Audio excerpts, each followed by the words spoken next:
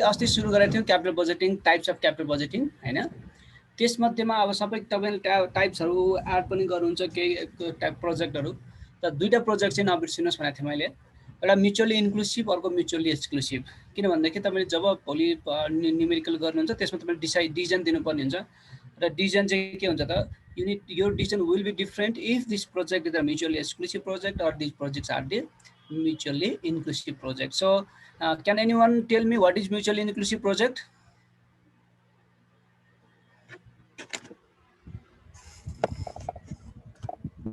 One project does not affect the other, so independent जस्तो छ।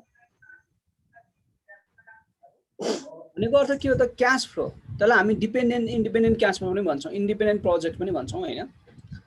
If you have several projects and if you need to choose only one project out of those several projects, among the several projects, then we call that project as a mutually exclusive project, because the selection or rejection of one project, the selection of one project means the rejection of other projects. So that is called the mutually exclusive project. And mutually inclusive project means the cash flow of one project doesn't makes the effect on the other project's decision. So if you see that projects is the viable, you can choose all the projects also. You can reject all the project or you can choose all the projects, and that type of project is called mutually inclusive. By its name inclusive, you can include all the project if they are viable हैन। त्यो कुरा चाहिँ तपाईले बुझ्नु होला। अब हाम्रो काम चाहिँ के हो भन्दाखेरि आज अलिकति बढी फर्मुलामा हामी जान्छौँ हैन। अनि म तपाईहरुलाई अहिले पछि केही क्वेशन्सहरु पठाउँछु। यसमा धेरै क्वेशन्स गर्नु पर्दैन, 4-5 वटा क्वेशन तपाईले राम्रोसँग गर्नु भनेदेखि इनफ हुन्छ हैन। तर बुझेर जानु पर्यो। त्यो हिसाबले गर्दाखेरि अब हामी के हो त, next step of capital budgeting is the determination of the cash flow हैन। We have discuss so far the types of project, the importance of capital budgeting हैन। यी कुराहरु हामीले हेर्यौं। अनि uses of capital budgeting also. So while you do the analysis of investment decision that we call the capital budgeting, you need first the cash flow. So you need to determine what are different types of cash flows that is going to occur in the future if you are running that project. So cash flow, cash flow is a combined name. We have two types of cash flow. One is the cash inflows and another is the cash outflow. Cash outflow that occurs when you make the investment, normally the 0-year investment is known as the cash outflow. That is given in the negative at the bracket हैन। र अनि प्रोजेक्टको life भरिमा जुनसुकै cash flow आउँछ त्यो cash inflow हो। And either that is the positive cash flow or negative cash flow, we can take is the cash inflow हैन। किन भन्दाखेरि positive cash flow is our profit and negative cash flow is our loss हैन। त्यसले गर्दाखेरि त्यो हामी हेर्न सक्छौँ। Or if it is not said clearly the negative cash flow may be the investment, additional investment also हैन। किनभने 0 year, अब सपोज 5 इयर्सको प्रोजेक्ट छ भने हाम्रो 0 इयरमा त obviously we have to invest, so the cash flow will be negative, that will be our cash outflow. And first year to 5 year you may have positive cash flow, or in between you may have some negative cash flow also. अब suppose first, second, third year मा के हुन्छ तपाईको cash positive छ, fourth year मा चाहिँ negative cash flow छ भन्दाखेरि we don't know why it is negative unless the given some, if there is some notes, unless there is given some notes, additional information, we don't know why this cash flow is negative. We can simply say, we can simply forecast two things, that one is that cash flow may be negative, that is the because of the loss, or that is negative because we are making more investment on that particular year हैन। त्यसले गर्दाखेरि त्यो investment that can be expenditure also, or increase in expenditure and investment also हैन। त्यसले गर्दाखेरि हामी यो cash flow तपाईले बुझ्नु होला। A typical cash flow looks like this हैन। तपाई यदि क्याश फ्लो त हामीसँग फरक पनि हुन्छ हैन। Every year you will have a different cash flow, but a typical cash flow looks like that. In certain year you have the equal cash flow, sometimes you have the unequal cash flow, and at the end of the year, I mean the project, you may have a different cash flow हैन। हो यो cash flow हाम्रो determine गर्नुपर्ने हो हेर्नुस् यहाँ। For example, 0 year we have $40,000 negative cash flow, that is your investment, and that investment pays you like this during the next 5 years. 1 to 5 years you have a profit of 13,000, that is the cash inflow we say. The better word is cash inflow. 13,000 per year for 5 years you are going to receive from this project, and at the end of the 5th year you will have additional investment, additional the profit, that is your 30,000, additional cash inflow, that is the 30,000. So now our task is to calculate all these cash flows. We need to first calculate what is the cash flow for 0 year, how we are going to calculate that cash flow, and you need to determine the cash flow for the coming the operating years, that we say 1 to 5 years if the project's life is 5 years, and if the project life is 10 years, we say 1 to 10 years.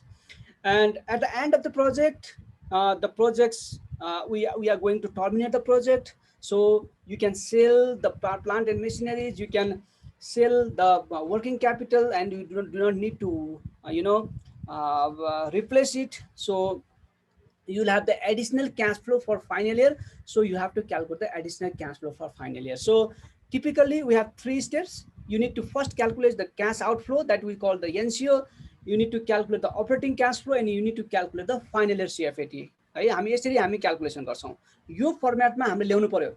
You will be given a particular case, हैन? You will be given a particular case. That case may be a very long case also. So you need to write the given information, and you need to try to bring that case like this model, हैन? यही मोडलमा ल्याउने कोसिस गर्नुपर्छ। त only difference के हुन सक्छ त 1 to 5 मा यो 13,000 अथवा इक्वल क्याश फ्लो नभएर every year you may have a different cash flow also. First, second, third, fourth, fifth मा फरक क्याश फ्लो पनि हुन सक्छ। हामी त्यो कुरा त गरि नै हाल्छौं। अब हामी let's go to the finding the initial investment. अघि हामीले भन्यौ त्यो 0 इयरको क्याश फ्लो चाहिँ हामीले फाइन्ड आउट गर्नुपर्नेतिर लागौं है। अब यो 0 इयरको इन्भेस्टमेन्ट भने चाहिँ यो हाम्रो इन्भेस्टमेन्ट हो है। अब इन्भेस्टमेन्ट भनेको अब यो के हो त, क्यापिटल बजेटिङ भन्ने बित्तिकै तपाईले के बुझ्नुहुन्छ, you are making a capital investment decision. So remember, or you can assume you are making a decision regarding installation of the plant. तपाईले प्लान्टलाई इन्स्टल गर्दै हुनुहुन्छ यो सम्झिनुस्। अब प्लान्ट इन्स्टल गर्दाखेरि तपाईसँग के लाग्न सक्छ त, what are the different cost that you may have, that is your cost, and you need cash outflow that you write as a negative, हैन? माइनसमा लेख्नुहुन्छ। र अनि जुन जुन तपाईलाई त्यसले क्याश फ्लो जेनेरेट गर्छ त्यसलाई हामी प्लसमा लेख्छौं, र टोटल जुन सम गर्छौं त्यो नै हाम्रो के हुन्छ, इनिशियल इन्भेस्टमेन्ट हुन्छ। हेर्नुस् त, अब एकछिनको लागि मानौ तपाईले प्लान्ट एन्ड मेसिनरी ल्याउँदै हुनुहुन्छ हो, मानौ तपाई कोरियाबाट के गर्नुभयो त, प्लान्ट एन्ड मेसिनरी एउटा ठुलो प्लान्ट ल्याउँदै हुनुहुन्छ भने अब त्यसमा तपाईलाई के लाग्छ त भन्दाखेरि सबभन्दा पहिला तपाईले के गर्नुपर्छ, कस्ट तिर्नु पर्यो। जुन एलसी खोल्नुहुन्छ तपाईले हैन, मानौ 10 मिलियन लाग्छ भनेदेखि 10 मिलियन बराबरको के लाग्छ तपाईले, कस्ट लाग्छ, जुन तपाईले कसलाई तिर्नु पर्ने हुन्छ, कोरियामा। सपोज कोरियामा छ भनेदेखि कोरियाको जुन फ्याक्ट्रीबाट प्रोड्युस भएको छ त्यसलाई तपाईले 10 मिलियन तिर्नुपर्छ। Number 1, that is your cost. त्यहाँ ल्याउनु भयो, त्यहाँबाट सिधै त्यो प्लान्ट एन्ड मेसिनरी त हवाई जहाजमा त आउँदैन होला हैन? तपाईले के गर्नु पर्यो त, मेबी तपाई सी को बाटो युज गरेर इन्डियासम्म ल्याउनुहुन्छ होला हैन? अनि त्यसपछि आएर त्यहाँबाट चाहिँ तपाईले यहाँसम्म चाहिँ मानौ गाडीमा ल्याउनुहुन्छ होला हैन, यो बाइ रोड ल्याउनुहुन्छ होला। त्यसले गर्दा तपाईसँग ट्रान्सपोर्टेसन लाग्छ, शिपिङ एन्ड ट्रान्सपोर्टेसन कस्ट हो। त्यो शिपिङ एन्ड ट्रान्सपोर्टेसन कस्ट पनि तपाईँ के हो त, अ टाइप अफ कस्ट हो, त्यो पनि हामीले इन्क्लुड गर्छौं हैन? अनि अर्को हेर्नुस् है, सम्झिराख्नुस् है, मैले के भने एउटा तपाईको कस्ट अफ मेसिन, अर्को के हो त शिपिङ एन्ड ट्रान्सपोर्टेसन कस्ट। र तपाईले ट्रान्सपोर्ट गरेर ल्याइसकेपछि तपाईको फ्याक्ट्रीमा के गर्नुपर्ने हुन्छ, इन्स्टल गर्नुपर्ने हुन्छ, जसलाई हामी इन्स्टलेसन कस्ट भन्छौं। Installation cost. अर्को चाहिँ के हुन्छ, त्यो पनि हाम्रो नेगेटिभ क्याश फ्लो हो, त्यसलाई पनि हामीले क्याश आउटफ्लो हो, त्यही भएर हामी त्यसलाई पनि माइनस राख्छौं। र अर्को चाहिँ के हुन्छ त, कहिलेकाहीँ हामी मेसिन हामी के गर्छौं त, लिएर आउँछौं, तर त्यो मेसिन हामीले फिट गर्नलाई हामी कहाँ फिट नहुन सक्छ। sometimes we may have to modify that machine to make it workable हैन? त्यसले गर्दाखेरि के हुन्छ त, मोडिफिकेसन कस्ट पनि लाग्छ हो। यो चारवटा कस्टलाई चाहिँ हामी install cost of new assets भन्छौं। हेर्नुस् है, यहाँ मैले माथि यहाँ install cost of new assets भनेको चाहिँ के हो त, त्यो चारवटा कस्टको कम्बाइन्ड फर्मलाई चाहिँ हामी के भन्छौं त, install cost of new assets भन्छौं। त्यो भनेको के हो रे, मैले फेरि पनि भने, यो भनेको cost of plant, shipping and transportation cost, installation cost and modification cost हो। यसलाई हामी इन्स्टल कस्ट भन्छौं। र भोलि तपाईले डेप्रिसिएसन हिसाब गर्दाखेरि पनि यही इन्स्टल कस्टमा तपाईले डेप्रिसिएसन के गर्नुहुन्छ त, क्याल्कुलेसन गर्नुहुन्छ। यसलाई हामी त्यही भएर डेप्रिसिएसन इन्ट्रेस्ट इन्स्टल कस्टलाई हामी डेप्रिसिएबल कस्ट पनि लेख्न सक्नुहुन्छ अथवा त्यो चारवटा कुरालाई तपाईँले सेपरेटली लेख्न सक्नुहुन्छ र मन ब्याक द माइन्ड तपाईँले के राख्नु पर्यो त यो चारवटा कस्टमा चाहिँ के लाग्छ डेप्रिसिएसन लाग्छ भनेर। किनभने यसरी मैले इन्स्टल कस्ट किन लेखेँ त तपाईँले यदि चारवटा कस्ट छुट्टा छुट्टै लेख्नुभयो भने डिप्रिसिएसन निकाल्दाखेरि मान्छेले नर्मली के मिस्टेक गर्छ त त्यो प्लान्टको कस्ट मात्रै लगाइदिन्छ। हेर्नुहोस् अब प्लान्टको कस्ट मात्रै लगाउनु भन्दाखेरि योभन्दा पछाडिको सबै बिग्रियो, तपाईँको 30 मार्क्सको केस सबै बिग्रिहाल्यो होइन। त्यसले गर्दाखेरि हामी के भन्छ install cost of new assets भनेर यसभित्र चारवटा कुरा तपाईँले सम्झिनु होला। अब अर्को कुरा के हुन्छ हेर्नुहोस् त, when you install a machinery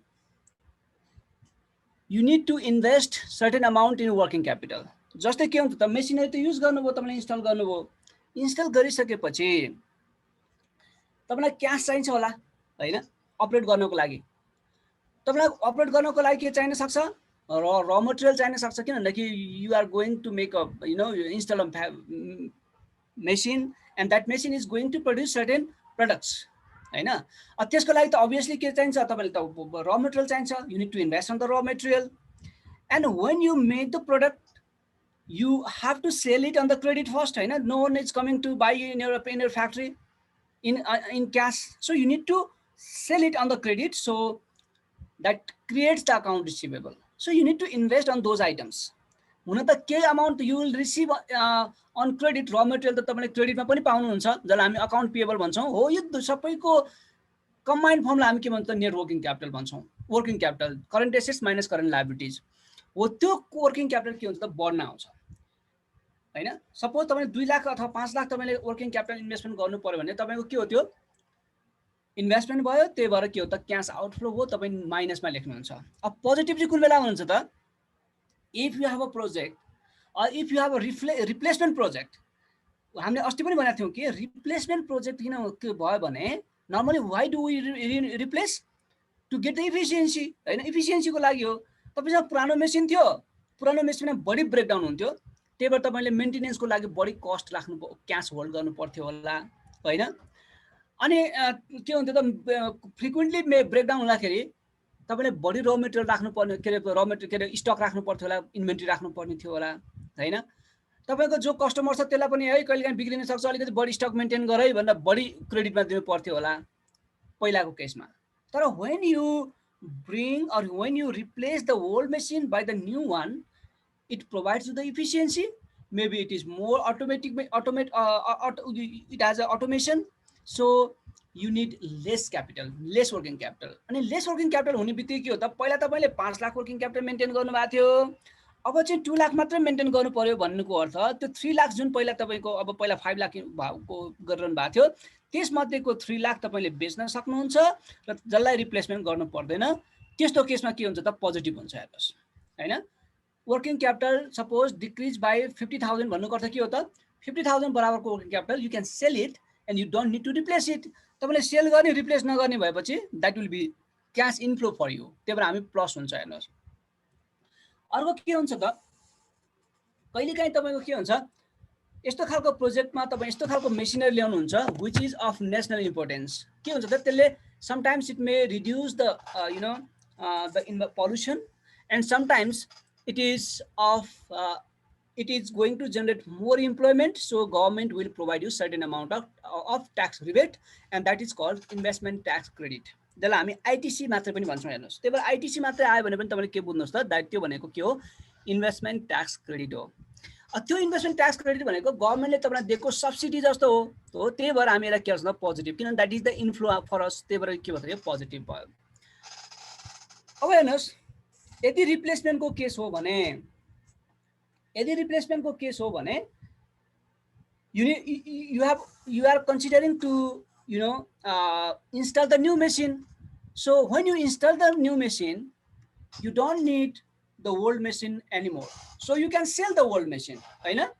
तपाईसँग पुरानो जुन प्लान्ट छ, पुरानो प्लान्टलाई त सेल गर्न सक्नुहुन्छ र त्यो सेल गरिसकेपछि तपाईसँग के अमाउन्ट के हुन्छ तपाईलाई आइपर्छ, के अमाउन्ट तपाईँ क्यास इन्फ्लो हुन्छ, त्यसलाई हामी के भन्छौँ त क्यास इन्फ्लोको रूपमा positive, proceed from sell of old asset or old machine, old plant, जेसुकै भन्नुहोस् हैन। र जहिले पनि हेर्नुहोस् है, जहिले पनि when you make the sale you always need to calculate the tax liability। You need to first calculate either you are going to make a loss or we are going to make a profit from the sale of assets.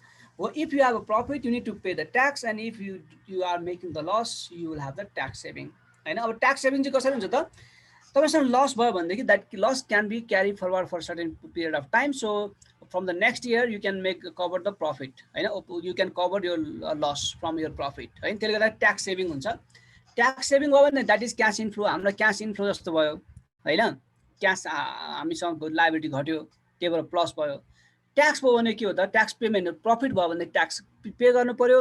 त्यो बेलामा के हुनु भयो त हाम्रो profit भयो भने tax payment गर्ने भयो, त्यो बेला चाहिँ माइनस हुन्छ.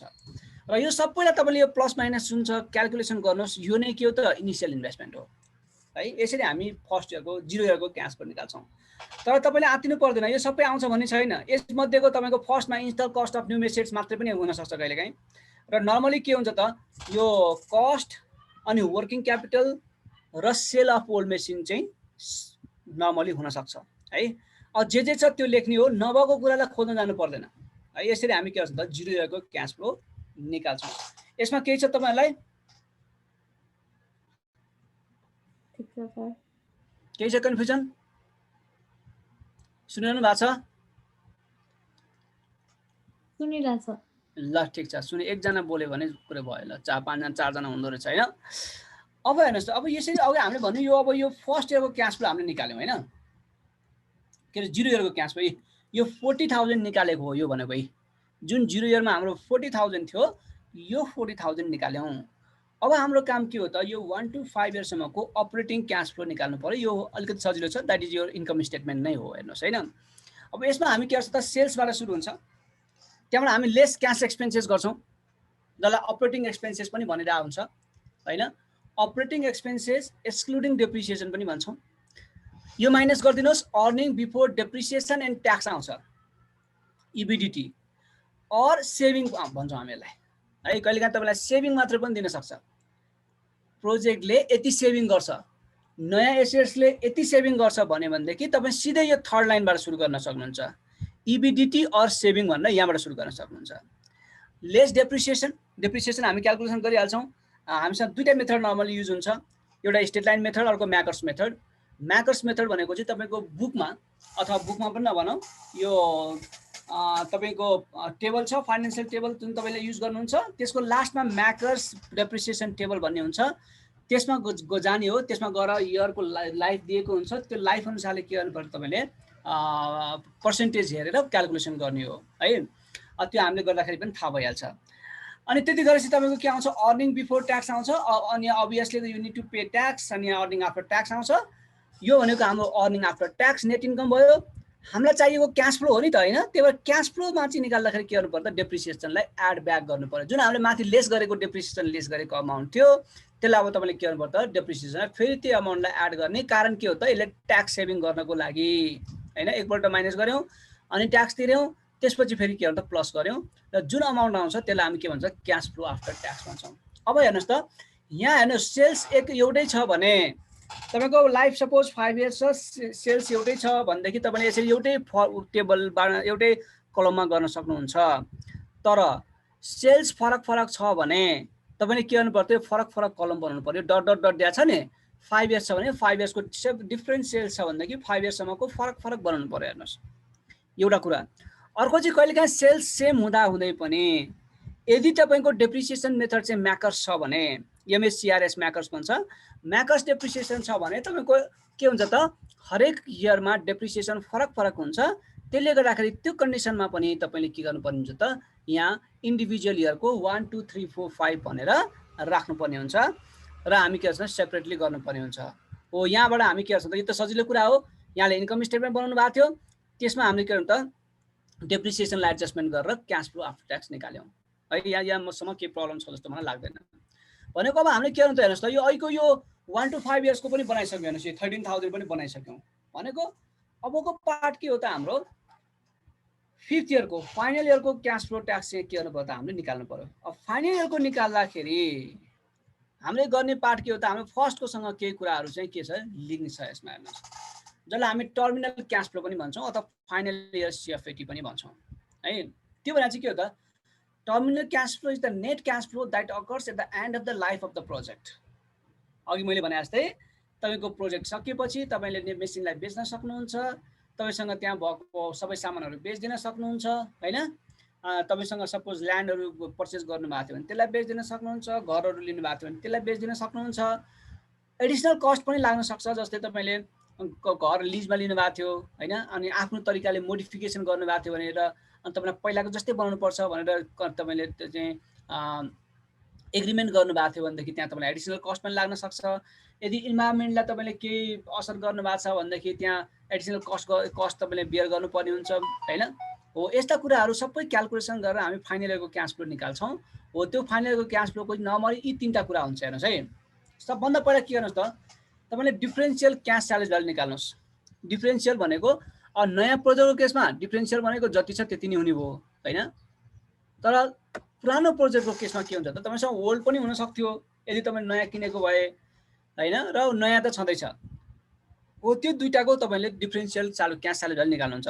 मानौँ नयाँ मेसिनको क्यास स्यालेज भ्यालु 50,000 छ र पुरानो मेसिन यदि तपाईँले राखेको भए 10,000 बेच्न सक्नुहुन्थ्यो भने डिफ्रेन्सियल क्यास स्यालेज भ्यालु यहाँ कति भयो त, 50,000 माइनस 10,000 गरेर कति भयो, 40,000 भयो होइन। 50,000 माइनस 10,000 गरेर कति भयो, 40,000 भयो। यसरी हामी डिफ्रेन्सियल लेख्छौँ। अनि यो यसमा हाम्रो के लाग्छ त, तपाईँलाई प्रफिट यो cash differential cash flow negative भयो लस हुन्छ, पोजिटिभ भयो के हुने भयो त, अगेन प्रफिट भयो। त्यही भएर यसमा पनि हामी के गर्छौँ त, प्रफिट अघिको जस्तै गरी ट्याक्सको कुरा आउँछ है, ट्याक्सको कुरा आउँछ। यो अहिले भन्दा पनि हामी गर्दाखेरि बुझिन्छ, भोलि हामी यो नेक्स्ट क्लासमा हामी गर्छौँ र हाम्रो नर्मली त्यसपछि हाम्रो क्लास सकिन्छ। अनि जब हामी तपाईँले प्र्याक्टिस गरेपछि हामी फेरि एउटा क्लास लिन्छौँ। अनि अर्को कुरो चाहिँ के छ भने तपाईँले हेर्नुपर्ने कुरा चाहिँ वर्किङ क्यापिटल हुन्छ। हेर्नुहोस्, वर्किङ क्यापिटल चाहिँ भनेको हुँदैन, तपाईँ आफैले विचार गर्नुपर्छ। यो चाहिँ जस्तो हाम्रो जुन 0 इयरमा वर्किङ क्यापिटल निकालेको थियो नि, वर्किङ क्यापिटल गिभन थियो नि, जस्तो वर्किङ क्यापिटल इन्क्रिज भन्छ, वर्किङ क्यापिटल डिक्रिज भन्छ। त्यो इन्क्रिज र डिक्रिज हुँदाखेरि जे भन्छ त्यसको जस्ट अपोजिट कहिले हुन्छ त, फाइनल इयरमा हुन्छ। हेर्नुहोस्, भन्नुको अर्थ के हो त, हेर्नुहोस् है, यसको कन्सेप्ट चाहिँ के हो त, तपाईँसँग नयाँ प्रोजेक्ट थियो, नयाँ प्रोजेक्ट हुँदाखेरि तपाईँले वर्किङ क्यापिटल नयाँ इन्भेस्टमेन्ट गर्नुपर्छ। त्यही भएर 0 इयरमा के हो त, एडिसनल इन्भेस्टमेन्ट भयो, द्याट इज क्यास आउटफ्लो। त्यही भएर तपाईँले के गर्नु त, नेगेटिभ गर्नुभयो। हेर्नुहोस् होइन, 0 इयरमा। अब यहाँ फाइनल इयरमा आउँदाखेरि के हुन्छ त, त्यो नयाँ प्रोजेक्ट तपाईँको टर्मिनेट हुन्छ, सकिन्छ। त्यो सकिएपछि तपाईँसँग के चाहिँदैन त, त्यो वर्किङ क्यापिटल चाहिँदैन। त्यही भएर त्यो रिलिज हुन्छ। त्यही भएर हामी के भन्छौँ त, रिलिज अफ वर्किङ क्यापिटल भन्छौँ। र त्यहाँ माइनस गर्नुभएको छ भने हामी के गर्छौँ, प्लस गर्छौँ। र अब त्यहाँ प्लस गर्नुभएको थियो भने चाहिँ यहाँ के गर्छौँ त, हामी माइनस गर्छौँ। त्यो चाहिँ कसरी हुन्छ त, जस्तो हामीले के मान्छौँ त, तपाईँको नयाँ मेसिन ल्याउनु भयो होइन, त्यसले वर्किङ क्यापिटल घटाइदियो। अनि फाइनल इयर पुगिसकेपछि के हुने भयो त, अब तपाईँको मेसिनको लाइफ सक्यो। अनि हामी के सपोज गर्छौँ त, पुरानै मेसिनमा हामी जान्छौँ भन्ने कुरा सपोज गर्छौँ। र हामीलाई के चाहिन्छ त, एडिसनल वर्किङ क्यापिटल चाहिन्छ। र त्यही भएर हामी के गर्छौँ त, यहाँ माइनस गर्छौँ। त्यही भएर सरहरूले सिकाउँदाखेरि चाहिँ के गर्नुहुन्छ त, यहाँ टर्मिनल वर्किङ क्यापिटलको केसमा यदि 0 इयरमा तपाईँले वर्किङ क्यापिटललाई माइनस गर्नुभएको छ भने फाइनल इयरमा के गर्नुहोस् त, प्लस गर्नुहोस्। र यदि के गर्नुभएको छ, 0 इयरमा चाहिँ तपाईँले प्लस गर्नुभएको छ भने यहाँ चाहिँ के गर्नुहोस् त, फाइनल इयरमा माइनस गर्नुहोस् भन्छौँ। र यो चाहिँ तपाईँले के आफैले फाइन्ड आउट गर्नुपर्छ, कहिलेकाहीँ छुट्न पनि सक्छ। त्यही भएर यहाँ दिएको हुँदैन फाइनल इयरमा वर्किङ क्यापिटल भनेर, तपाईँ आफैले विचार गर्नुपर्ने हुन्छ। र यति तपाईँले 3टा कुरा गर्नुभयो भनेदेखि हाम्रो टर्मिनल क्यास फ्लो आउँछ र हाम्रो यो 5th इयरको क्यास फ्लो पनि आउँछ। र यसलाई राख्दाखेरि तपाईँले यसरी पनि राख्न सक्नुहुन्छ। हेर्नुहोस् है, जस्तो यहाँ अघि यहाँ हेर्नुहोस् है, 0 इयरको क्यासमा हामीले फर्स्टमा गऱ्यौँ क्यालकुलेसन अफ पिएनसिओ गऱ्यौँ होइन, अनि 1 to 5 इयर्सको निकाल्यौँ। अनि 5 इयर्सको त एडिसनल क्यास फ्लो हो। हेर्नुहोस्, यो फाइनल इयरको क्यास फ्लो हो। त्यही भएर फाइनल इयरको राख्दाखेरि तपाईँ के गर्न सक्नुहुन्छ त, 0 इयरको 40,000 राख्न सक्नुहुन्छ, अनि 1 to 4 भनेर 13,000 राख्न सक्नुहुन्छ। र 5th इयरमा त टोटल कति हो त, एउटा 13,000 पनि हो, अर्को 30,000 हो भन्दाखेरि टोटल त कति त 43,000 हो नि त। हो यसरी पनि राखेको पाइन्छ। यो इट डिपेन्ड्स अन यु, तपाईँले कसरी राख्ने हो त्यसरी राख्नुहोस्। तर यो हाम्रो क्यालकुलेसन हामी यसरी गर्छौँ। यहाँसम्म केही छ यहाँहरूलाई? ठिक छ सर। ल मलाई 2 मिनट्स टाइम दिनुहोस्, तपाईँले त्यो बेलामा क्याल्कुलेटर लिएर बस्नुहोस् त। म अब हामी चाहिँ यसको अब डिफ्रेन्ट टुलहरू हुन्छ, त्यो टुल पहिला क्याल्कुलेसन गर्छौँ र टुल क्याल्कुलेसन गरिसकेपछि हामी बल्ल अनि तपाईँको फुल फ्लेजको न्युमेरिकल गर्छौँ। त्यही भएर तपाईँले क्याल्कुलेटर र पेनसँगै लिनुहोस्, म चाहिँ 1 ग्लास पानी लिन्छु है। हुन्छ सर। 2 मिनट्स मात्रै है, ओन्ली 2 मिनट्स। हुन्छ सर।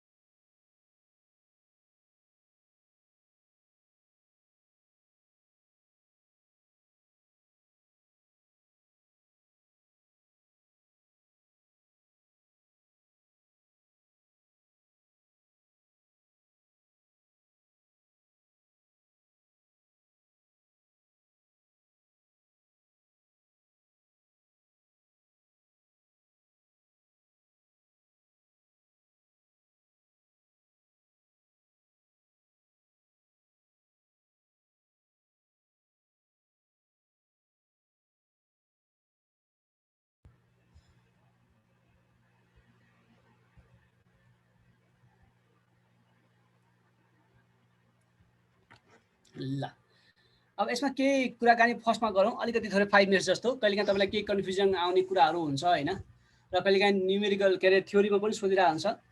यो क्यापिटल बजेटिङमा तपाईँले केही कुरालाई ध्यान दिनुपर्ने हुन्छ, हेर्नुहोस् होइन, केही कुराहरूलाई विचार गर्नुपर्ने हुन्छ। कुनै कुनै कस्टहरू छ, त्यो कस्टलाई इन्क्लुड गर्नु हुँदैन, र कुनै कुनै कस्ट छ भनेदेखि त्यसलाई इन्क्लुड गर्नुपर्ने हुन्छ है। त्यसले गर्दाखेरि केही कुराहरू तपाईँ थाहा पाउनुपर्छ। र क्यापिटल बजेटिङमा जहिले पनि हामी के गर्छौँ भने, when you analyze the project, you have to include only incremental cost. Cost छ भन्दैमा तपाईँले के गर्नुहुन्न त, सबैलाई इन्क्लुड गर्नुहुन्न, only relevant cost are included. Incremental कस्टलाई हामी रिलेभेन्ट कस्ट पनि भन्छौँ। If that cost is not incremental cost, then that cost can not be included in the capital budgeting. जस्तै हेर्नुहोस् त, सानो एक्जाम्पल तपाईँलाई, मानव सिजिआइएममा होइन, हाम्रो सिजी इन्स्टिट्युट अफ म्यानेजमेन्टमा एमबिए बिबिए चल्थ्यो, र यसपाला 2टा आइटीको प्रोग्राम आएको छ। हेर्नुहोस्, अब हेर्नुहोस् त, 2टा आइटीको प्रोग्राम आउँदाखेरि त्यहाँ प्रिन्सिपल त उहाँ प्रिन्सिपल पुरानै हुनुहुन्छ, अथवा त्यहाँ बिजनेस युनिट हेड पनि पुरानै हुनुहुन्छ होला, त्यहाँ सेट अफ पुरै पुरानो हुनुहुन्छ। भनेको नयाँ अब जुन प्रोग्राम आउँदाखेरि हाम्रो प्रिन्सिपललाई दिने जुन स्यालेरी छ, मानौ 2 लाख स्यालेरी दिन्छ भने के 4वटा प्रोग्रामलाई 50,000 राख्ने हो त? के गर्ने होला भन्नुहोस् त? त्यस्तो हुन्छ र सर? राख्नुपर्छ होला? पर्दैन सर। किन? त्यो प्रोग्रामको बेसिसमा स्यालेरी पे गरेकै होइन। होइन, त्यो भन्दा पनि के हो हेर्नुहोस् है, कुरो के हो भने that is not your incremental cost, that is not the relevant cost. कारण के हो भने even if you introduce the new program or do not introduce the new program, you must pay the salary to your principal। त्यो त तपाईले project तपाईले हेर्नुस् त, तपाईको प्रोजेक्ट हेर्दै हुनुहुन्थ्यो कि आईटी को दुईटा प्रोग्राम ल्याउने कि नल्याउने भनेर तपाई एनालिसिस गर्दै हुनुहुन्थ्यो। त्यो एनालिसिस गर्दाखेरि त्यहाँ के रे हैन यो कलेज हो, कलेजमा त एउटा प्रिन्सिपल भइहाल्छ, प्रिन्सिपलको स्यालेरी त राख्नुपर्छ भन्नुभयो। तर के हो त इन रियालिटी के हो, even if you know deny the project, even if you reject the project, तपाईले त्यो आईटी को दुईटा प्रोग्राम नल्याए पनि तपाईले प्रिन्सिपललाई स्यालेरी तिरिरहनु भएको छ। त्यो प्रिन्सिपलको स्यालेरी चाहिँ त्यो नयाँ प्रोजेक्टले गर्दाखेरि आएको होइन, त्यसले गर्दाखेरि यो के हो त इन्क्रिमेन्टल कस्ट होइन। तर हेर्नुस् त एउटा प्रोग्राम कोअर्डिनेटर त चाहिन्छ होला हैन, त्यो प्रोग्राम कोअर्डिनेटर भने चाहिँ त्यो प्रोग्राम आयो भने पनि मात्रै तपाईलाई लाग्छ, त्यो प्रोग्राम तपाईले इन्ट्रोड्युस गर्नु भएन भने प्रोग्राम कोअर्डिनेटर लाग्दैन भनेदेखि हो त्यो स्यालेरी फर प्रोग्राम कोअर्डिनेटर चाहिँ के हो त, अब that is the incremental cost, that cost only is included in the capital budget. त्यस्ता कस्ट मात्रै तपाईले के गर्नुपर्ने हुन्छ, इन्क्लुड गर्नुपर्ने हुन्छ। अब सङ्क कस्ट छ भने हेर्नुस् त, सङ्क कस्ट भनेको the cost that you have already done while the project in initial phase अथवा बिफोर इन्ट्रोड्युस द प्रोजेक्ट, त्यस्तो खालको कस्टहरु छ भनेदेखि त्यसलाई पनि हामी डिसरिगार्ड गर्छौं। हेर्नुस् जस्तै एउटा तपाई एक्जाम्पल हेर्नुस्, मानव तपाईसँग काठमाडौँमा हुनुहुन्छ अहिले हैन, काठमाडौँ मात्रै सर्भ गरिरहनु भएको छ, एउटा बिजनेस थियो, तपाईको कस्टमर काठमाडौँ मात्रै छन्। अब तपाई के गर्दै हुनुहुन्छ भने you are looking for the possibility of expanding your business in a new city, suppose Pokhara, अथवा पोखरामा पनि के गर्दै हुनुहुन्छ त अब तपाई नयाँ त्यो बिजनेस स्टार्ट के एक्सपान्ड गर्ने हो कि भनेर तपाई प्लानिङ गर्दै हुनुहुन्छ। र त्यो सिलसिलामा you did a the feasibility study, research and development last year, and that you have spent suppose 5 lakh. तपाईले पोखरामा तपाईको बिजनेस एक्सपान्सन गर्ने भनेर तपाईले के गर्नुभयो, फिजिबिलिटी स्टडी गर्नुभयो र त्यसको लागि कति खर्च गर्नुभयो त 5 लाख खर्च गर्नुभयो भने अब त्यो प्रोजेक्टमा त्यो 5 लाख इन्क्लुड गर्ने कि नगर्ने, क्वेशन त बुझ्नुभयो नि?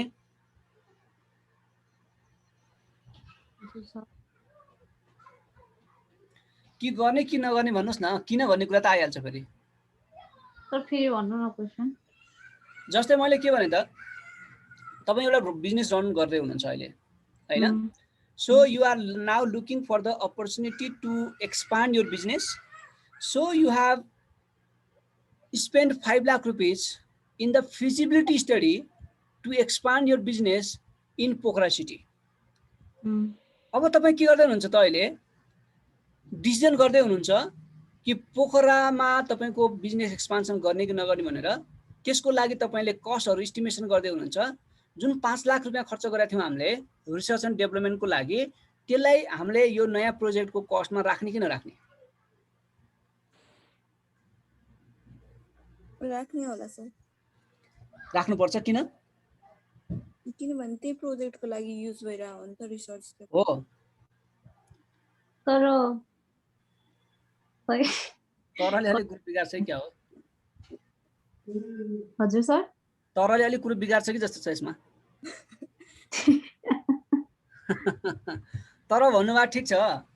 हेर्नुस् अब फेरि तपाईले हेर्नुस्, यहाँ मैले एक्जाम्पल किन दिए त, यो तपाईले के मान्नु पर्छ, you need to think either it is a incremental cost or not.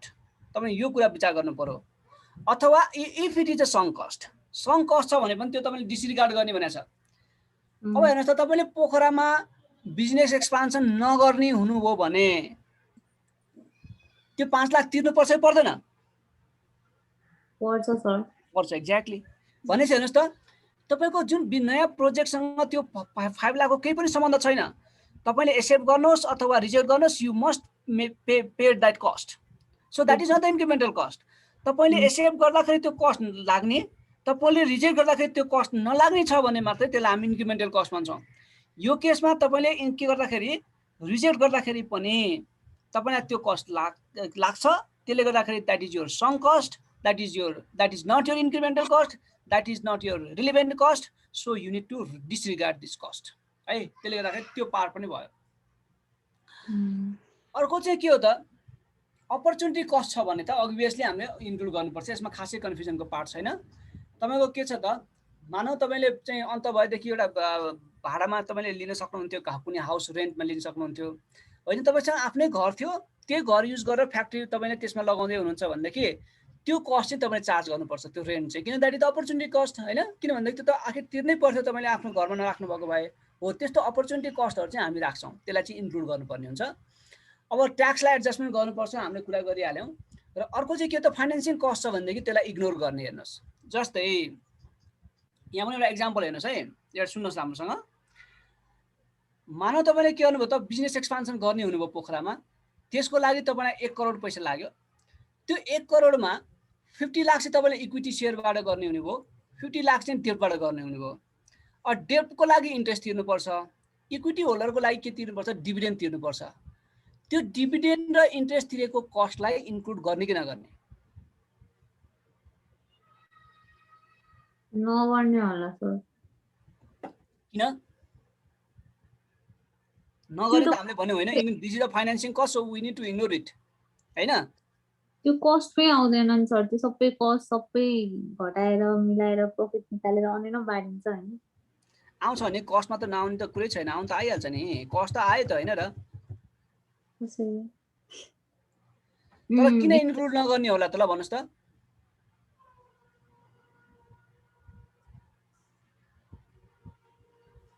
किनभने त्यो अरूलाई बाँडिन्छ होला सर, त्यही हैन अरूलाई बाँड। हजुर हेर्नुस् यो चाहिँ किनभने योभन्दा अगाडि हामीले जस्ट के क्याल्कुलेसन गर्यौं त, weighted average cost of capital निकाल्यौं हो किन? योभन्दा अगाडि हामीले कस्ट अफ क्यापिटल पढ्यौं जहाँ हामीले डब्ल्युसीसी निकाल्यौं। त्यो डब्ल्युसीसी भने के हो त, दैट इज योर डिस्काउन्टिङ रेट। तपाईले क्याश फ्लो निकालिसकेपछि अघि हामीले के गर्यौं त, 0 इयरमा 1 2 3 4 5 इयरमा जुन क्याश फ्लो हामीले क्याल्कुलेसन गर्यौं, त्यो क्याश फ्लो क्याल्कुलेसन गरिसकेपछि हामी के गर्छौं त, प्रेजेन्ट भ्यालु निकाल्छौं।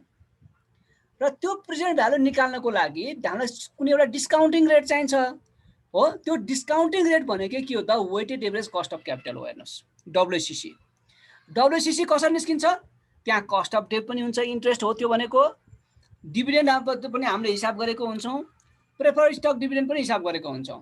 त्यसले गर्दाखेरि हामी डिस्काउन्टिङ रेट हुँदाखेरि हामीले फाइनेन्सिङ कस्ट त्यही हामीले इन्क्लुड गरिसकेका हुनाले गर्दा अब फेरि पनि इन्क्लुड गर्नु हुनुभयो भनेदेखि डबल काउन्टिङ हुन्छ। तपाईले डबल क्याल्कुलेसन गर्दै हुनुहुन्छ, इन्ट्रेस्टलाई दुईपल्ट गर्दै हुनुहुन्छ, डिभिडेन्डलाई दुईपल्ट राख्दै हुनुहुन्छ। त्यसले गर्दाखेरि के हो त, हामी यहाँ इग्नोर गर्छौं। दुईपल्ट नहोस् भन्नको लागि हामी रुपीज कस्ट चाहिँ हामी राख्दैनौं, डलर कस्ट चाहिँ राख्दैनौं, मात्र के गर्छौं त, percentage cost as a WCC which is taken as the discounting rate while you calculate the net present value हो। त्यसले गर्दाखेरि हामी के गर्छौं त, यो फाइनेन्सिङ कस्टलाई पनि इग्नोर गर्छौं। यहाँबाट तपाईलाई कुनै न कुनै एउटा 2 मार्क्सको क्वेशन प्राय सोधिरहेको हुन्छ है। यो हामीले अहिलेसम्म देखेकोमा युनिभर्सिटीले यसमा अलिकति फोकस गरेर देखिन्छ है। के छ यहाँसम्म अहिलेसम्म? ठीक छ सर। ल अब नेक्स्ट पार्ट भनेको हामीले अब के हो त, अघि हामीले क्याल्कुलेसन गर्यौं। हेर्नुस् तपाईले क्याश फ्लोहरु निकालिसक्नु भएको छ हो, क्याश फ्लोहरु निकालिसक्नु भएको छ। अब तपाईले के गर्नु पर्यो त, डिभिजन दिनु पर्यो। जस्तो अघि हामीले निकाल्यौं, फर्स्ट इयरमा 40,000 क्याश फ्लो छ, 0 इयरमा हाम्रो क्याश आउटफ्लो छ, फर्स्ट देखि 5 सम्म 13,000 छ, अनि 5th इयरमा एडिसनल 30,000 आएको छ। अब यसकै बेसमा हामी डिभिजन दिन सक्छौं त, सक्दैनौं। त्यसले गर्दाखेरि हामीसँग वी हैव सर्टेन टुल्स हैन, हामीसँग त्यो टुलको बेसमा हामी के गर्छौं त, डिभिजन दिन्छौं हो। त्यसलाई हामी के भन्छ, क्यापिटल बजेटिङ डिसिजन रुल्स भन्छौं और क्राइटेरिया भन्छौं। हामीसँग दुईटा मेथड छ, एउटा ट्रेडिसनल मेथड्स भन्छौं हामी, अर्को डिस्काउन्टेड क्याश फ्लो मेथड भन्छौं।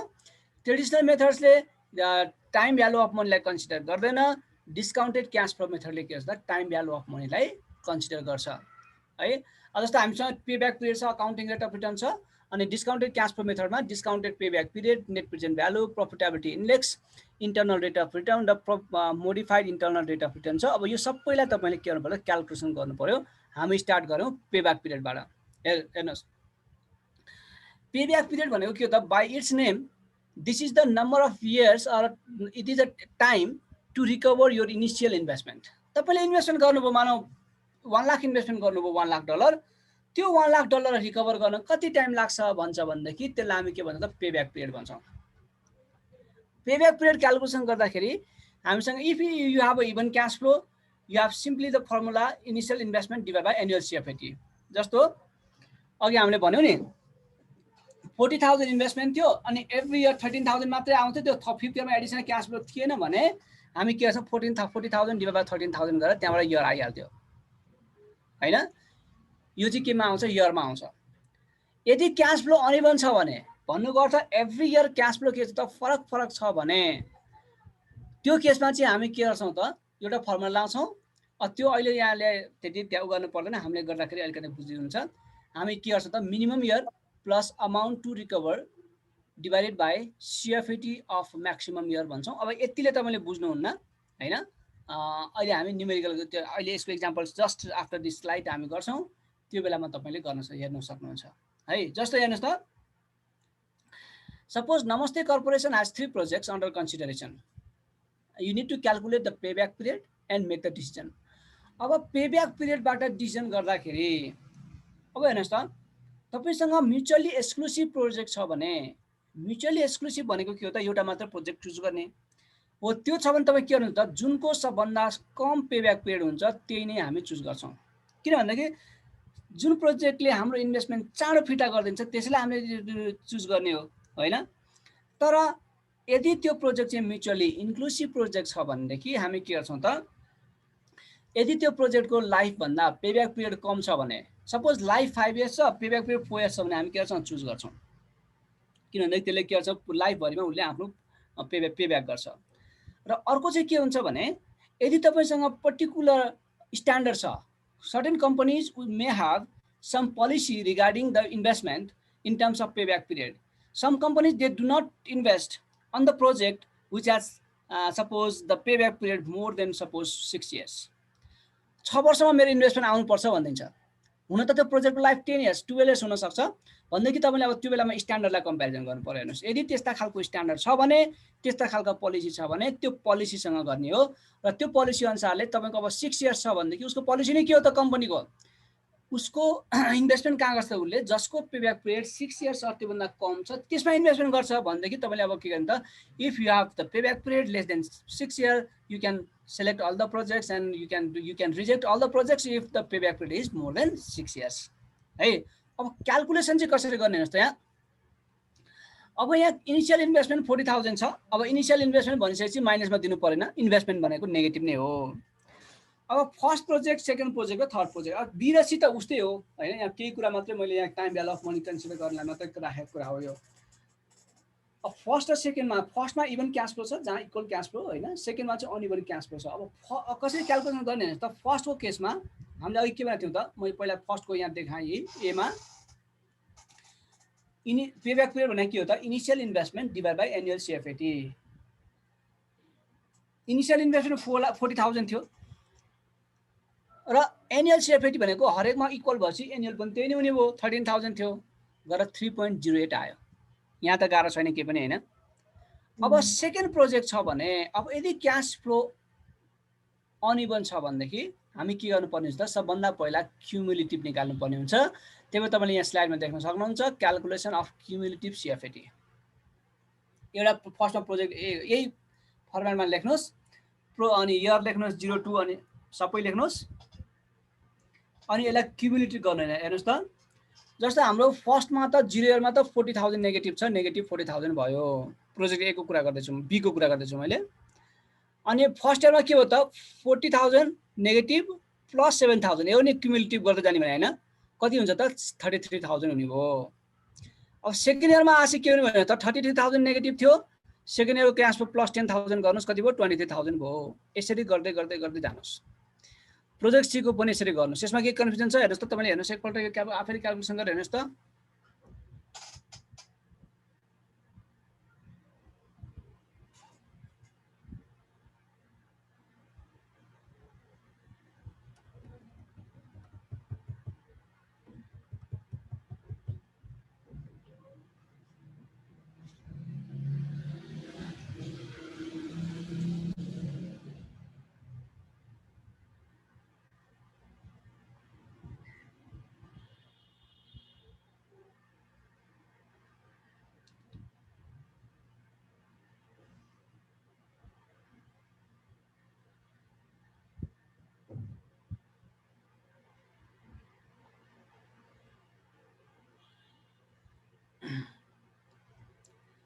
गरेर हेर्नुभयो तपाईले ठिक छ यो ठिक छ सर गरेर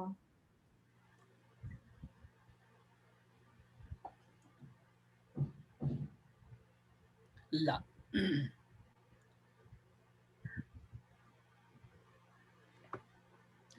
यो आफूले पनि गर्नुहोस् है अहिले हेरेर मैले भनेको छु पहिलादेखि नै यो सल्युसन भनेको हेर्दाखेरि बुझिन्छ हैन पछि बुझिँदैन फेरि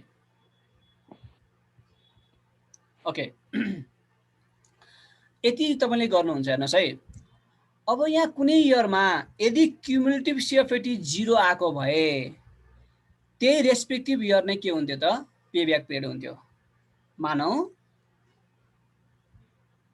प्रोजेक्ट बी को थर्ड इयरमा यो नेगेटिभ 10,000 नभए के भन्दै हुनुहुन्छ तपाईहरुले हैन सर ओके यदि तपाईको थर्ड इयरमा नेगेटिभ क्याश फ्लो 10,000 नभएर यदि यहाँ 0 भइदिएको भए के हो त्यसको मिनिङ थर्ड इयरमा आएर हाम्रो सबै इन्भेस्टमेन्ट रिकभर भयो त्यही भएर पेब्याक पिरियड इक्वल टु कति हुन्थ्यो 3 इयर हुन्थ्यो है अब फर्मुलामा जानुस् हेर्नुस् त तपाईं फर्मुलामा जाँदाखेरि बी को हेर्नुस् त यहाँ हामीले भने मिनिमम इयर भन्यो हेर्नुस् मिनिमम इयर भनेको यसलाई हामी इयर बिफोर फुल रिकभरी पनि भन्छौं हेर्नुस् यसमा हेर्नुस् त फुल रिकभरी भनेको कहिले भएको छ फोर्थमा भएको छ नि फोर्थमा भएको छ जहाँ जहिले पोजिटिभ भयो त्यहाँ भएपछि फुल रिकभर भएको हेर्नुस् है क्युमुलेटिभ क्याश फ्लो 6 इयरमा 4 मा गएपछि 6000 पोजिटिभ भएको छ त्यही भएर 4 इयरमा गएर के भएको छ रिकभर भएको छ भनेको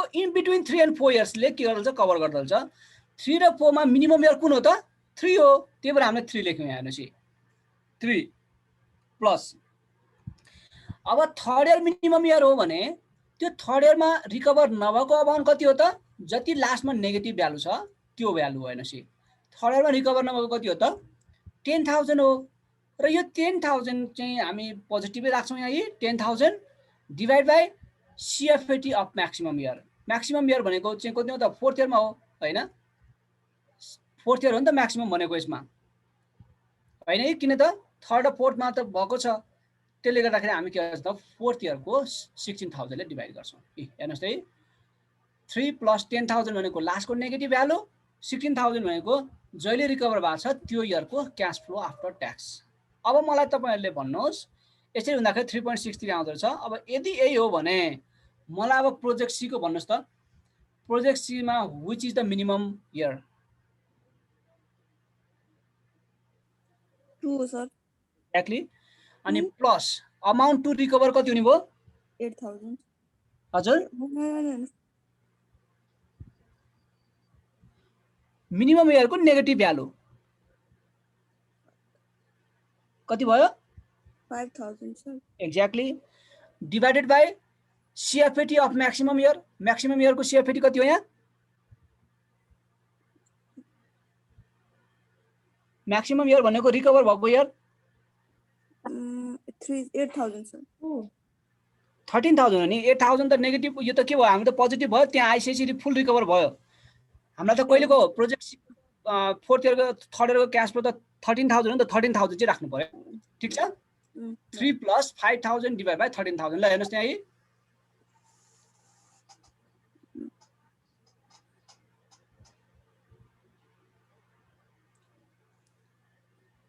अब तीनटा प्रोजेक्ट हेर्नुस् त तीनटा प्रोजेक्टमा सबभन्दा सर्टेस्ट कुन छ त पेब्याक पिरियड सी को छ त्यही भएर project C has the shortest payback period and you need to accept project C if this is a के हो त म्युचुअली एक्सक्लुसिभ प्रोजेक्ट यदि म्युचुअली इन्क्लुसिभ हो भने तपाईं तीनटै प्रोजेक्ट चुज गर्न सक्नुहुन्छ किनभनेदेखि यो सबैको पेब्याक पिरियड चाहिँ के छ त लाइफ भन्दा कम छ लाइफ 5 इयर्स छ पेब्याक पिरियड कति छ त लाइफ कति 5 इयर्स कि 4 इयर्स 5 इयर्स हो अनि पेब्याक पिरियड चाहिँ 3 इयर्स छ त्यही भएर हामी गर्छौं सजिलो छ क्याल्कुलेसन गर्न है अब अर्को तपाईहरुलाई सधैँभरि प्राय जसो सोधिरहने भनेको what are the limitations or what are the drawbacks of payback period भन्छ कहिलेकाहीँ what are the advantage of payback period भन्छौं के हामी है payback period के हो यसको के छ अब यो त डिसिजन रुल मैले यहाँ लेखेको छु हैन अघि हामीले कुरा गरिसकेका छौं त्यसलाई हामी टार्गेट पनि भन्छौं अहिले कहिलेकाहीँ इयरको कुरा पनि हुन्छ अब एडभान्टेज हेर्नुहुन्छ भने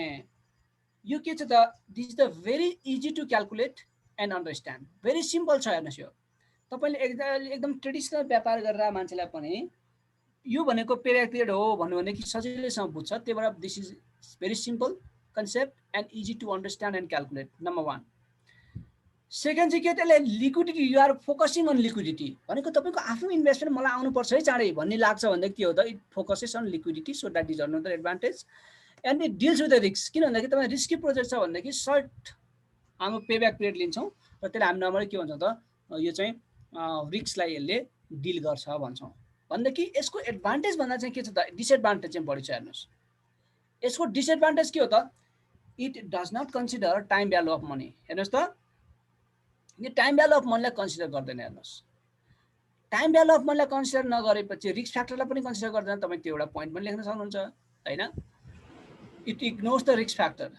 अनि अर्को चाहिँ के हो त, it ignores the cash flow after payback period. अब जस्तो हेर्नुहोस् त, यहाँ पेब्याक पिरियड भन्दा पछाडिको क्यास फ्लोलाई यिनीहरूले कन्सिडर गर्दैन। कहिलेकाहीँ पेब्याक पिरियड भन्दा पछाडि झन् धेरै क्यास फ्लो हुनसक्छ र कम पेब्याक पिरियड हुँदाहुँदै पनि लामो पेब्याक पिरियड हुने प्रोजेक्ट कहिलेकाहीँ राम्रो हुनसक्छ। हो त्यो कुरालाई के गर्छ त, यो पेब्याक पिरियड क्राइटेरियाले चाहिँ इग्नोर गर्छ। त्यही भएर तपाईँ के गर्नुहुन्छ त, one of the major disadvantage or drawback of payback period is it ignores the cash flow after payback period. अनि अर्को चाहिँ के हो त, हामीले अघि जस्तो मैले 6 इयरको इक्जाम्पल दिएको थिएँ नि, तपाईँको प्रोजेक्टको के हो त, इन्भेस्टमेन्ट क्राइटेरिया भनेको पेब्याक पिरियड चाहिँ 6 इयर भन्दा कम भएको प्रोजेक्टमा इन्भेस्टमेन्ट गर्ने भनेर हामीले भन्यौँ। भन्नलाई त सजिलो छ कि 6 इयर भनेर, तर it is very difficult to determine that 6 year that target payback period. हेर्नुहोस् त्यो 6 इयर राख्ने कि 5 इयर्स राख्ने कि 4 इयर्स राख्ने, कति राख्ने त एकदमै डिफिकल्ट छ। So that is another disadvantage. र अर्को चाहिँ के त, this is not consistent with the profit wealth maximization goal. किन वेल्थ म्याक्सिमाइजेसनसँग कन्सिस्टेन्ट छैन त, because it does not consider time value of money. यो टाइम भ्यालु अफ मनीलाई कन्सिडर नगर्नाले कारणले गर्दा यो के हो त, it is not consistent with the wealth maximisation objective है। यो भेरी इम्पोर्टेन्ट कन्सेप्ट हो। तपाईँले एडभान्टेज डिसएडभान्टेज र क्यालकुलेसनमा तपाईँले ध्यान दिनु होला यो। अब नेक्स्ट पार्टमा हेर्नुहोस्, हाम्रो second traditional tool for evaluating the capital project is the accounting rate of return. Accounting rate of return is the annualize net income which is earned by the average funds invested in the project. So हामीसँग different formula छ accounting rate of रिटर्नको, तर मैले एउटै राखिदिएको छु। Accounting rate of return भनेको average net income after tax अथवा average earning after tax divide by initial outlay or average initial outlay. Average initial outlay भनेको चाहिँ the value of initial investment plus value of final investment divided by 2, जे गरे पनि हुन्छ है। यो चाहिँ तपाईँले इनिसियल इन्भेस्टमेन्ट गरे पनि हुन्छ, एभरेज इनिसियल इन्भेस्टमेन्ट गरे पनि हुन्छ, त्यो तपाईँको it's depends on you. Answer चाहिँ फरक आउँछ फेरि, किनभने एन्सर ठ्याक्कै आधा र 50 बढी आउँछ, कहिलेकाहीँ थोरै फरक पनि हुन्छ है। अब यहाँ चाहिँ के हुन्छ त, तपाईँको डिसिजन रुल चाहिँ के गर्ने हो त, तपाईँको यहाँ पनि टार्गेट एआरआर हुन्छ। मेरो रिटर्न चाहिँ 20% आउने छ भनेदेखि म इन्भेस्टमेन्ट गर्ने भन्ने हुन्छ। तपाईँको अब एआरआर के आउँछ, 20% भन्दा कम आयो भने तपाईँ रिजेक्ट गर्नुहुन्छ, 20% भन्दा बढी आयो भने तपाईँ के गर्नुहुन्छ, एक्सेप्ट गर्नुहुन्छ। यदि म्युचुअली एक्सक्लुसिभ छ भने जसको सबभन्दा highest accounting rate of return अथवा एभरेज रेट अफ रिटर्न पनि भन्छौँ हामी, हो त्यही आउँछ, त्यसलाई नै हामी तपाईँ चुज गर्नुहुन्छ है। अब एउटा एक्जाम्पलले हेर्नुहोस् त, मैले एउटा एक ठाउँ फोटो खिचेर राखेको सजिलोको लागि, तपाईँलाई भन्नलाई सजिलो हुन्छ भनेर, बुझिन्छ नि होइन? हेर्नुहोस् त, यहाँ हामीसँग दुईवटा प्रोजेक्ट छ, प्रोजेक्ट ए र प्रोजेक्ट बी।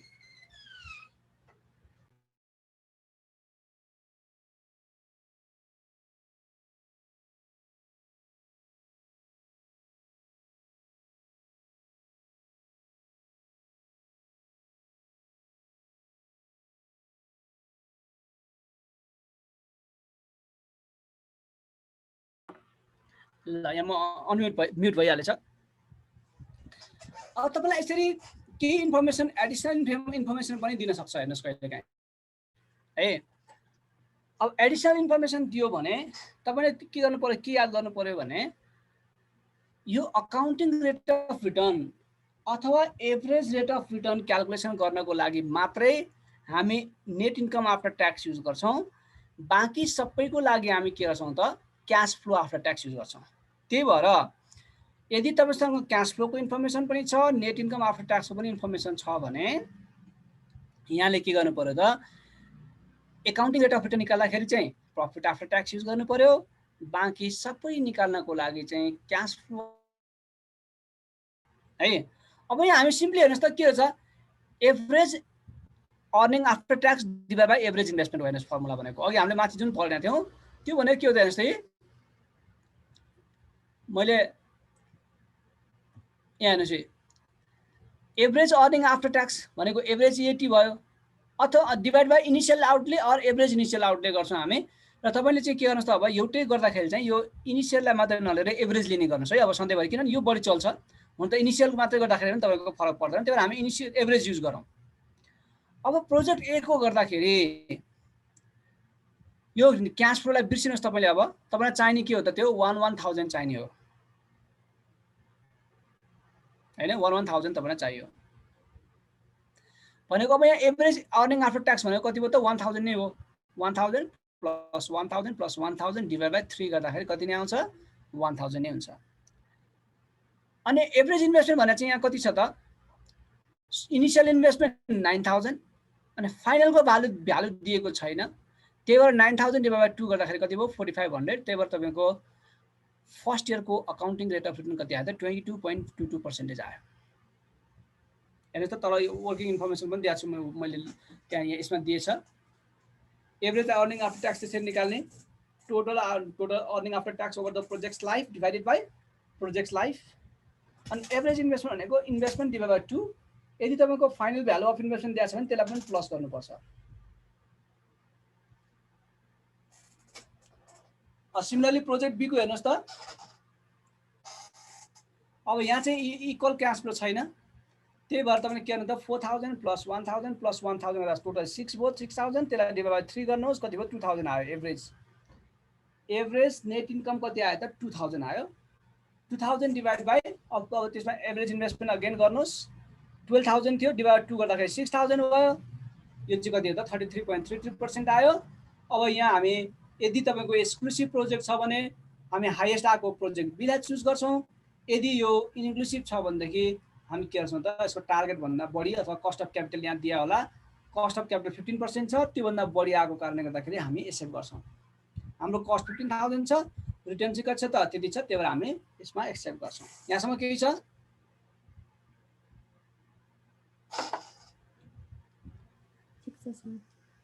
बुझ्नुहोस् है, यो एउटै क्वेसनले तपाईँलाई सबै कभर गर्छ, त्यही भएर यस्तो खालको क्वेसन फेरि पाउनुहुन्न तपाईँले। अब त तपाईँ आफैले निकालेर त्यसकै निकाल्ने हो क्या।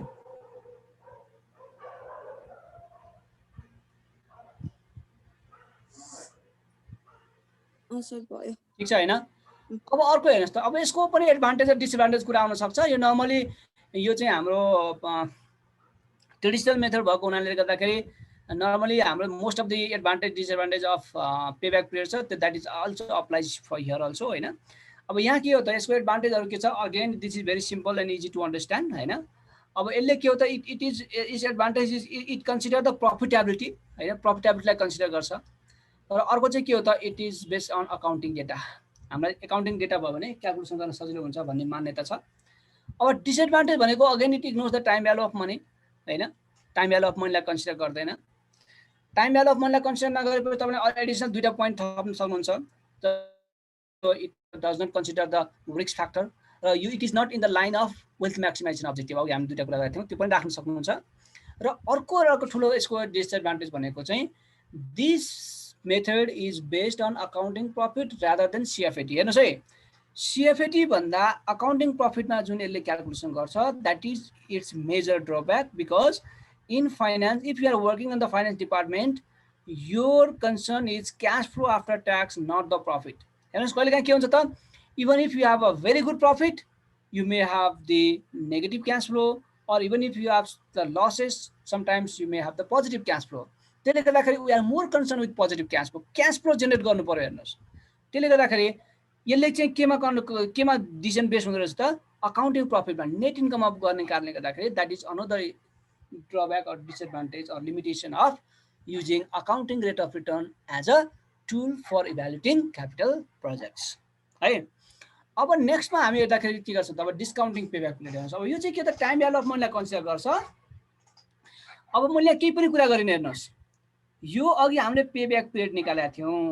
पे ब्याक पिरियड निकाल्दाखेरि one of the major disadvantage of payback period is it does not consider the time value of money. So discounting payback period भनेको के हो त? This is the payback period that consider the time value of money.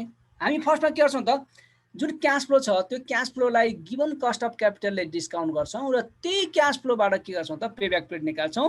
यो के हो त, त्यो same as payback period हो, मात्र क्यास फ्लो हामी डाइरेक्टली युज नगरेर पहिला त्यो क्यास फ्लोलाई जिरो इयरमा कन्भर्ट गर्छौँ, त्यसको प्रेजेन्ट भ्यालु निकाल्छौँ र त्यो प्रेजेन्ट भ्यालु निकालेको क्यास फ्लोबाट पेब्याक पिरियड निकाल्छौँ। त्यो चाहिँ हाम्रो के हुन्छ त डिस्काउन्टेड पेब्याक पिरियड हुन्छ। त्यही भएर फर्मुला सबै सेम हो यहाँ। त्यही भएर हेर्नुहोस् त है, अब यसमा इभन क्यास फ्लो भन्ने हुँदैन, किनभने इभन क्यास फ्लो छ भने पनि तपाईँको के हुने भयो त डिफ्रेन्ट इयरमा भइसकेपछि त्यसको प्रेजेन्ट भ्यालु त in terms of today's value के हुन्छ डिफ्रेन्ट हुन्छ। त्यही भएर अनइभन क्यास फ्लो मात्रै हुन्छ र यहाँ यसको फर्मुला सेम हो, minimum year plus amount to recover. अब पहिला के थियो त सिएफएटी अफ म्याक्सिमम इयर थियो भनेदेखि यहाँ चाहिँ डिभाइड बाई के हुने त PB of CFAT of maximum year हो है। डिभिजन रुल पनि के हो त पेब्याक पिरियड जस्तै हो। अब यो तपाईँहरू आफैले हेर्नुहोस् यसमा हैन। म अगाडि गएँ कि पछाडि गएँ? ल ठिक छ। यो यो डिस्काउन्टेड पेब्याक पिरियडमा तपाईँलाई मैले एक्जाम यसको यहाँ नराखेको चाहिँ जुन अगाडिको तीनटा प्रोजेक्ट छ, यो तीनटा प्रोजेक्टको डिस्काउन्टेड पेब्याक पिरियड निकाल्ने काम तपाईँको, जहाँ चाहिँ कस्ट अफ क्यापिटल कति हुन्छ 10% सपोज गर्नुहोस् है। र तपाईँको एक्जाम भोलिको लागि अर्को एउटा यो होमवर्क के भयो त नेक्स्ट क्लासको लागि, यो जुन माथि अघि मैले दिएको तीनटा प्रोजेक्ट छ पेब्याक पिरियड छ त्यसको डिस्काउन्टेड पेब्याक पिरियड निकाल्ने। गर्ने केही पनि होइन, फर्स्टमा गिभन क्यास फ्लो छ त्यसलाई चाहिँ प्रेजेन्ट भ्यालुमा कन्भर्ट गर्ने इन्डिभिजुअलमा, र त्यो गिभन जुन आएको प्रेजेन्ट भ्यालु आएको छ त्योबाट के निकाल्ने त पेब्याक पिरियड निकाल्ने है। र अर्को चाहिँ हाम्रो नेट प्रेजेन्ट भ्यालु छ हेर्नुहोस्। नेट प्रेजेन्ट भ्यालु चाहिँ यसलाई हामी बेस्ट मेथड भन्छौँ हेर्नुहोस्। The best method for evaluating capital project is net present value, that is the difference between total present value and the NCO. Net cash outflow र total present भ्यालुको डिफरेन्सलाई चाहिँ हामी के भन्छौँ त नेट प्रेजेन्ट भ्यालु भन्छौँ। र नेट प्रेजेन्ट भ्यालुले चाहिँ के गर्छ त तपाईँको like clear example clear picture दिन्छ। सपोज पोजिटिभ आयो भने के हुन्छ त, सपोज एउटा प्रोजेक्ट थियो यो प्रोजेक्ट त्यसको एनपिभी चाहिँ $10,000 आयो भने यसको मिनिङ के हो त, after the completion of this project your value of the form will increase by ₹10,000। हेर्नुहोस् त क्लियर छ नि त। अब यदि त्यो प्रोजेक्टले तपाईँको भ्यालु बढाउँछ भने तपाईँ के गर्नुहुन्छ एक्सेप्ट गर्नुहुन्छ। अब नेगेटिभ छ भनेदेखि तपाईँ के गर्नुहुन्छ रिजेक्ट गर्नुहुन्छ। यसमा हेर्नुहोस् ग्रेटर देन 0 छ एक्सेप्ट गर्नुहुन्छ किनभनेदेखि यसले भ्यालु एड गरेर आछ, लेस देन 0 छ तपाईँ रिजेक्ट गर्नुहुन्छ। के गरेछ यो प्रोजेक्टले तपाईँको भ्यालुलाई घटाइरहेछ, फर्मको भ्यालुलाई घटाइरहेछ है। किनभनेदेखि कहिले के हुन्छ त प्रफिट पोजिटिभ हुँदै पनि कुनै प्रोजेक्टले तपाईँलाई के गर्छ त नेगेटिभ के गर्छ त भ्यालु एड गर्छ। कारण के हो त बिकज अफ द डिस्काउन्टिङ फ्याक्टर। हामीसँग डिस्काउन्टिङ फ्याक्टर हुन्छ, प्रेजेन्ट भ्यालु टर्ममा निकाल्दाखेरि तपाईँको इन्भेस्टमेन्ट भन्दा पनि कम भ्यालु भइदिन सक्छ क्या है। अब यो नेट प्रेजेन्ट भ्यालुको बेसमा क्यालकुलेसन गर्दाखेरि अब हेर्नुहोस् अघि भने जस्तै इन्डिपेन्डेन्ट प्रोजेक्ट छ भने, इन्डिपेन्डेन्ट भन्नुको अर्थ के हो त म्युचुअली इन्क्लुसिभ प्रोजेक्ट। त्यो केसमा you can choose all the positive NPV project if you have the sufficient budget. तपाईँसँग बजेट छ भनेदेखि सबै प्रोजेक्टलाई के गर्न सक्नुहुन्छ चुज गर्न सक्नुहुन्छ। तर म्युचुअली एक्सक्लुसिभ प्रोजेक्ट भनेर चाहिँ एउटा मात्र चुज गर्नुपर्ने हुन्छ, जसको हाइएस्ट पोजिटिभ एनपिभी छ त्यसलाई चुज गर्नुहुन्छ है। यो कुरा चाहिँ हाम्रो डिसिजन क्राइटेरिया भयो। अब क्यालकुलेसन गर्नु पर्यो भने हेर्नुहोस् है, सायद यो अघिकै प्रोजेक्ट होला कि अघिको अब अर्को यो प्रोजेक्ट जुन थियो अघिको प्रोजेक्ट थियो यसलाई तपाईँले एनपिभी निकाल्नु पर्यो भने हाम्रो काम के हो टाइम भ्यालु अफ मनी जस्तै हो। यो हेर्नुहोस् exactly time value of money you calculate the total present value of cash outflow अनि टोटल प्रेजेन्ट भ्यालुबाट तपाईँको एनसिओ घटाइदिनुहुन्छ, त्यो हाम्रो के आउँछ त नेट प्रेजेन्ट भ्यालु आउँछ। त्यो त प्रोजेक्ट ए को केसमा के भन्नुहोस् त 13,000 each year for next 5 years छ हैन, 13,000 each year for next 5 years. So this is the case of annuity. Annuity भएको कारणले गर्दाखेरि तपाईँ एनिटीको फर्मुला लगाउन सक्नुहुन्छ। तर प्रोजेक्ट बी र सी को केसमा दिस इज द के हो त एक्सक्यूज मी सर, हजुर त्यो प्रत्येकको प्रेजेन्ट भ्यालुहरू सबैको निकाल्नु पर्ने हुन्छ सर? सबैको निकाल्नु पर्ने हुन्छ। यहाँ अब म नेक्स्ट स्लाइडमा देखाइदिन्छु त्यो हैन। सबैको निकाल्दाखेरि त टाइम लाग्छ होला नि सर? टाइम लाग्छ, त्यही भएर त यो 30 मार्क्समा आउने कारण त्यही त हो नि। तर धेरै टाइम लाग्दैन, तपाईँले आफूले गर्दाखेरि फटाफट भइहाल्छ हैन, किनभने फ्याक्टर हेर्नुहुन्छ, फ्याक्टरले मल्टिप्लाई गरिदिनुहुन्छ, केही पनि टाइम खासै लाग्दैन है। ओके। त्यही भएर प्र्याक्टिस गर्नुपर्छ, दुई चारवटा क्वेसन प्र्याक्टिस गरेपछि हुन्छ, नत्र त फेरि कहाँ तपाईँ हराइहाल्नुहुन्छ हैन। अब यहाँ अब हामीले हेर्ने हो हेर्नुहोस् त, यी 13,000 इच सिङ्गल रहेछ। अब यो 13,000लाई पनि तपाईँले अब हरेक इयरको फरक राखेर गर्न थाल्नु पनि टाइम लाग्छ। तर यहाँ तपाईँ स्किप गर्न सक्नुहुन्छ। त 13,000 त तपाईँले टाइम्स PVIF गरिदिनु भयो भने त एकैचोटि टोटल प्रेजेन्ट भ्यालु आउने भयो हैन। अनि यो प्रोजेक्ट बी र सी कोलाई चाहिँ इयर 1 2 3 4 5 राखेर अनि PVIF गरेर गर्नु पर्यो। सपोज तपाईँको हेर्नुहोस् त नेक्स्ट स्लाइडमा प्रोजेक्ट ए को केसमा हेर्नुहोस् त, यति सिम्पली यसरी निस्किहाल्यो एनपिभी हेर्नुहोस्। पहिला टोटल प्रेजेन्ट भ्यालु निकाल्नु भयो 13,000 टाइम्स PVIF हामीले 16% सपोज गरे हो। यो भ्यालु तपाईँलाई पर्सेन्टेज दिएको हुन्छ, 16% मैले सपोज गरेँ। यदि 16% हो भने तपाईको यसको टोटल प्रेजेन्ट भ्यालु भनेको यो टिपिपी भनेको यो 13,000 जुन छ नि 5 वर्षमा आउने, यो 13,000 फर नेक्स्ट 5 इयर्स जुन आउँछ त्यसको चाहिँ प्रेजेन्ट भ्यालु कति हुँदो रहेछ? टोटल प्रेजेन्ट भ्यालु चाहिँ 42,562 हुँदो रहेछ। अनि यो त हाम्रो टोटल प्रेजेन्ट भ्यालु भयो। यसमध्येमा 40,000 त इन्भेस्टमेन्ट गरेका छौँ नि हामीले, भनेको कम्पनीलाई नेट बेनिफिट चाहिँ कति रहेछ त? Total present value minus NC हो। टोटल प्रेजेन्ट भ्यालु भनेको 42,562 माइनस 40,000 गर्दाखेरि कति हुने भयो? 2,562। यो चाहिँ के रहेछ? पोजिटिभ रहेछ। हेर्नुहोस् त, प्रोजेक्ट ए तपाईँले सिलेक्सन गर्नुभयो भने at the end of the project your company's value will increase by 2,562 because of the project ए है। त्यसरी हामीलाई डिफाइन चाहिँ त्यसरी इन्टरप्रिटेसन गर्छौँ। अब प्रोजेक्ट बी को केसमा चाहिँ यसरी गर्नु पर्यो भनेपछि अब अनइभन क्याश फ्लो छ भने हामीले जसरी प्रेजेन्ट भ्यालु निकालेको थियौँ क्लासमा त्यसै गरी तपाईँले के गर्नुहुन्छ त PVIF at the rate of 16% individual राखेर तपाईँले पहिला 39,673 निकाल्नुहुन्छ र लास्टमा त फेरि के गर्ने त माइनस 40,000 गरेर निकाल्ने। यो यो प्रोजेक्टले चाहिँ के गर्छ? नेगेटिभ रहेछ। हेर्नुहोस् त, यसको मिनिङ के हो? If you undertake this project at the completion of the project the value of firm will decrease by 327 भनेको यस्तो खालको प्रोजेक्टलाई हामी के गर्छौँ? रिजेक्ट गर्छौँ। यो पहिला गरेकै कुरा हो नि हैन, टाइम भ्यालु अफ मनीमा।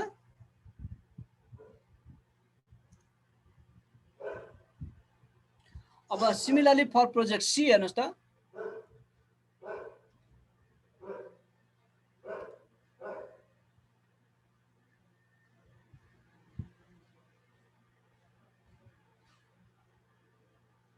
ल यो गर्न सक्नुहुन्छ है। अब यसको पनि एडभान्टेज र डिसएडभान्टेज। एडभान्टेज के हो? It consider time value of money. यसको एडभान्टेज एउटा के हो? टाइम भ्यालु अफ मनीलाई कन्सिडर गर्छ।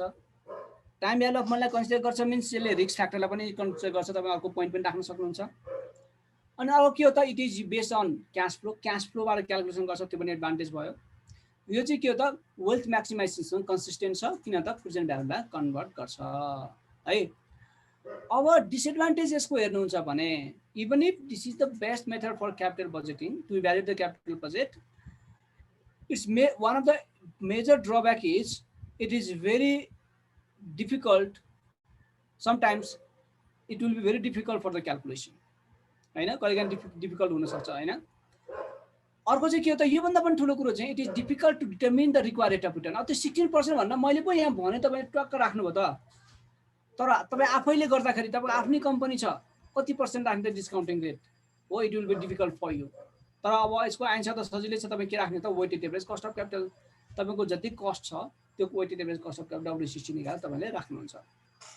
र अर्को हामीसँग के छ त हेर्नु त? Profitability index. तपाईँले यो प्रफिटेबिलिटी इन्डेक्स लिएर टोटल प्रेजेन्ट यो एनपिभी ले के छ त? एउटै डिसिजन दिन्छ। यसले दुईटै के छ? सेम डिसिजन दिन्छ।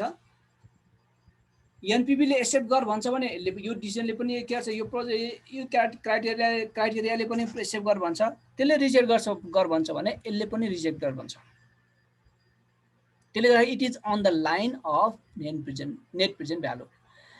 Profitability index by definition this is the ratio between total present value and net cash outlay. यसको चाहिँ के हो त? यो भनेकै टोटल प्रेजेन्ट भ्यालुलाई तपाईँ नेट क्यास आउटले डिभाइड गर्नुभयो भनेदेखि त्यो दुईटाको रेसियोलाई हामी प्रफिटेबिलिटी इन्डेक्स भन्छौँ। र यो चाहिँ नर्मली किन युज हुन्छ त? This criteria is use to rank the project. प्रोजेक्टलाई र्याङ्किङ गर्नु पर्यो भने तपाईँ प्रफिटेबिलिटी इन्डेक्सको बेसमा गर्नुहुन्छ। हाइएस्ट प्रफिटेबिलिटी इन्डेक्स भएको प्रोलाई हामी फर्स्ट र्याङ्क दिन्छौँ। त्यही भएर तपाईँसँग क्यापिटल रासनिङ छ भनेदेखि, तपाईँ कम क्यापिटल छ भनेदेखि, तपाईँसँग सबै प्रोजेक्ट एक्सेप्ट गर्न सक्नुहुन्न भनेदेखि तपाईँले मोस्ट प्रफिटेबल तपाईँले इन्भेस्टमेन्ट गर्नुपर्ने हुन्छ होइन। मोस्ट प्रफिटेबल इन्डेक्सलाई तपाईँ गर्नुपर्ने हुन्छ। त्यो मोस्ट प्रफिटेबल चाहिँ कहाँबाट थाहा हुन्छ त? प्रफिटेबिलिटी इन्डेक्स जसको हाइएस्ट आउँछ त्यही थाहा हुन्छ। हेर्नुहोस् अब यहाँ योभन्दा अगाडिको इक्जाम्पललाई तपाईँ राख्न सक्नुहुन्छ। त्यहाँ हाम्रो टोटल प्रेजेन्ट भ्यालु पनि निकालेको थियौँ, एनसिओ पनि छँदैछ, त्यो रेसियो निकाल्नुहोस्, त्यो नै के हो हाम्रो प्रफिटेबिलिटी इन्डेक्स हो। अब यहाँ चाहिँ हामी डिसिजन कसरी गर्छौँ त? यसले के गर्छ, टोटल इन्भेस्टमेन्टलाई 1 मान्छ क्या है। टोटल इन्भेस्टमेन्टलाई 1 मान्ने कारणले गर्दाखेरि if profitability index is greater than 1 you need to accept the project. If profitability index is less than 1 you need to reject the project है। यसको मेरिट डिमेरिट सबै के हो? डिसिजन क्राइटेरिया सबै एनपीवी जस्तै नै हो है। यहाँसम्म केही छ कि छैन भन्नुहोस् त? अब अलिकति फरक केसमा जान्छौँ हामी।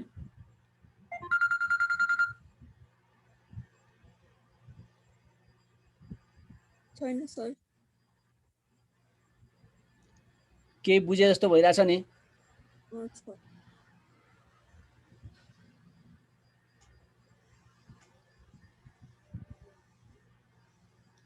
यो आइआरआर मात्रै पढ्छौँ हामी, त्यसपछि अर्कोलाई स्टप गर्न तपाईँलाई अलिक धेरै भयो होला होइन। ठिक छ कि यो पनि पढ्न मन छैन अहिले? हुन्छ सर, पढाउनु बोल्नुहोस् न, मैले सुनिरहेको छैन। हुन्छ सर, यो चाहिँ पढ्दा पढाउनु हुन्छ। ल ओके, अब हेर्नुहोस् त, यो आइआरआर भने चाहिँ यो पनि हामीले पहिला गरिसकेका जस्तै छ। हेर्नुहोस् यो बोन्डको जुन वाइटिएम छ त्यस्तै खालकोलाई हामी के भन्छौँ त? प्रोजेक्टको आइआरआर भन्छौँ। हेर्नुहोस् त्यही भएर तपाईँले बोन्डको क्यालकुलेसन गर्दाखेरि वाइटिएमको डिफाइन गर्दाखेरि YTM is the IRR of the bond भन्नुभयो।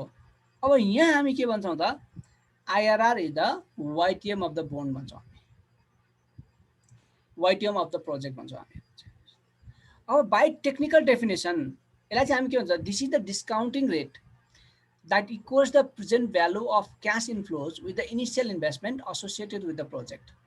अघि हामीले हेर्नुहोस् त, जस्तो फर्स्ट प्रोजेक्टमा 0 इयरको इन्भेस्टमेन्ट 40,000 थियो र नेक्स्ट 5 इयर्समा 13,000 आएको थियो भने अब आइआरआर भने के हो त? we have to find such a discounting rate that equals the present value of all these 13,000 for next 5 years with 40,000 भनेको यो 13,500 जुन 13,000 फर 5 इयर्स जुन आउनेवाला छ त्यसलाई तपाईँले क्यालकुलेसन गर्दाखेरि प्रेजेन्ट भ्यालु निकाल्दाखेरि जुन रेटले एक्ज्याक्ट 40,000 आउँछ त्यो रेटलाई हामी के भन्छौँ त? आइआरआर भन्छौँ। हेर्नुहोस् त, त्यहाँ के हुनु? Total present value equal to के हुँदैछ? एनसिओ हुँदैछ नि त। Total present value equal to NCO हुँदो रहेछ। त्यही भएर discounting rate where total present value equals NCO. अथवा यो इक्वेसनलाई हेर्नुहोस् त, total present value equal to एनसिओलाई यदि तपाईँले फर्दर सल्युसन गर्नुभयो भने के हुन्छ त? Total present value minus NCO equal to 0 हुन्छ। यो इक्वेसन हेर्नुहोस् त, total present value equal to एनसिओ छ भने अब तपाईँको के हुन्छ? यसलाई फर्दर सल्युसन गर्नुभयो भने total present value minus NCO equal to 0 भनेको total present value minus NCO भने के रहेछ त? Total present value minus NCO भनेको भर्खरै हामीले पढेको एनपिभी हो नि त। त्यही भएर हामी के पनि भन्छौँ त यसको अर्को definition, IRR is the discounting rate where NPV equal to 0. NPV लाई 0 बनाउने जुन रेट छ त्यो रेटलाई हामी के भन्छौँ त? इन्टरनल रेट अफ रिटर्न भन्छौँ। अब यहाँ हामी के गर्छौँ त? यसको डिसिजन क्राइटेरिया चाहिँ के हो त? If the internal rate IRR is greater than cost of capital we accept the project. If it is less than cost of capital we reject the project हैन। किन भन्दा कि यो रिटर्न हो, रिटर्न भन्दा कस्ट धेरै छ भने अभियसली हामी के गर्छौँ त? रिजेक्ट गर्छौँ नि त है, त्यही आधारमा। अब यहाँ पनि हाम्रो के छ? क्यालकुलेसन दुईटा वेमा फरक हुन्छ। अब यहाँ स्टेप्समा जान्छ। यहाँ पनि मैले एउटा सल्युसनको फोटो खिचेर आएको छु इक्जाम्पलमा। यहाँ तपाईँले के गर्नुहोस् त? एउटा हामीसँग के हुन्छ? अब अभियसली हामीसँग एउटा इभन क्यास फ्लो हुन्छ, इक्वल क्यास फ्लो, अहिलेको 13,000 जस्तो। अर्को के हुन्छ त? अनइभन क्यास फ्लो हुन्छ। इभन क्यास फ्लोलाई हामी अलिक सजिलैसँग निकाल्न सक्छौँ होइन। अनइभन क्यास फ्लो छ भने अलिकति डिफिकल्ट हुन्छ।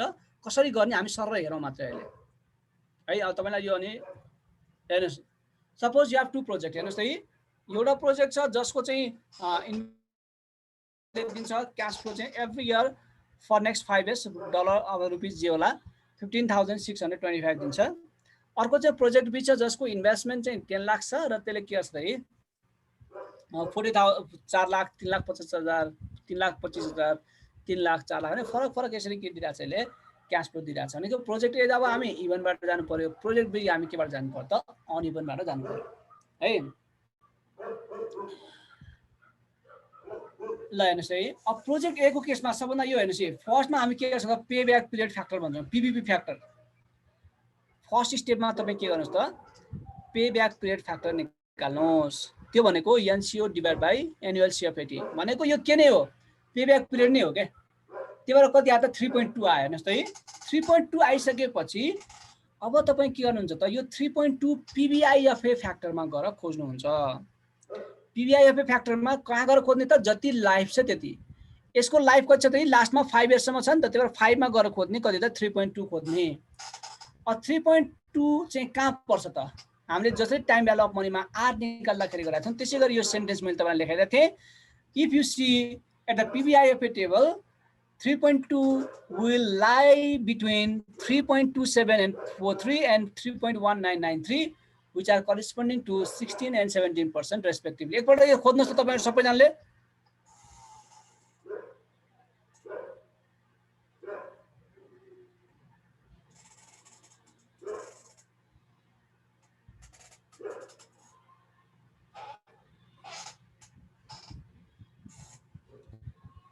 पीबीआईएफए टेबलमा किन पीबीआईएफए मा त यसमा हामीले एन्युटी को फर्ममा गरेका छौं त्यही भएर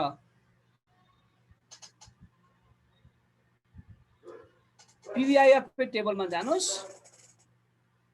र 5 year रोमा गएर खोज्नुस् 5 पिरियडमा गएर खोज्नुस् कहाँ भेट्नुहुन्छ एक्ज्याक्ट यही भेट्नुभयो भनेदेखि त्यही नै तपाईको आईआरआर हुन्छ। हेर्नुस् यो 3.2 नै भेट्नुभयो मानौ कुनै एउटा पर्सेन्टेजमा तपाईले 3.2 नै भेट्नुभयो भने त्यो नै तपाईको आईआरआर हुन्छ। तर नर्मली त्यस्तो भेट्ने चान्सेस अलि कमै हुन्छ। भेटेन भनेदेखि त्योभन्दा बढी र त्योभन्दा कम लिने र इन्टरपोलेसन गर्ने हो। र आईआरआर इक्वल टु के हो त हामीले पहिला गरे जस्तै यहाँ lower rate plus factor rate lower rate minus factor rate true rate भने यो टी लाई तपाईले ट्रु रेट पनि भन्न सक्नुहुन्छ अथवा एक्चुअल फ्याक्टर पनि भन्न सक्नुहुन्छ। यो हाम्रो पुरानी फर्मुलाबाट हामी निकाले हो। भनेको तीनटा स्टेप रहेछ हेर्नुस् त। फर्स्टमा step 1 calculate payback period factor. सेकेन्डमा के हो त locate this factor at PBIFA table. त्यही भएर अनि तपाईले एउटा ग्रेटर देन र लेस देन फाइन्ड आउट गर्नुस्। र थर्डमा के गर्नुस् त इन्टरपोलेसन गर्नुस्।